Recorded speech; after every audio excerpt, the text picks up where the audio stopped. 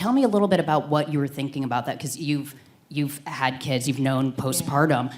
There can be so many ranges and elements to that, and to see, you know, your face change in those moments is so important, to see that journey. Yeah, and I think it's a part that really also just shows how the world moves today. You know, yeah. I think that Perfidia was struggling out loud.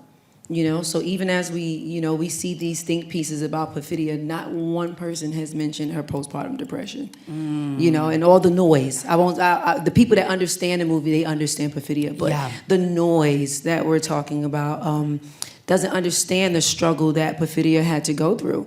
You know, she was ignored. She sat on that couch curled up, and I'm sure when Bob turned around, seen her on the couch curled up, you know, kind of crying for help, and you know, I think mothers in here that have children, we've all been through postpartum depression, you know, and it is a very isolating situation, a very isolating space to be in, not feeling heard, not feeling seen, not feeling cherished, not even feeling beautiful, feeling like a piece of meat, you know. You see Perfidia cry out for help, and you see Bob's air at the door, and at that moment he could have walked through the door, but he did not.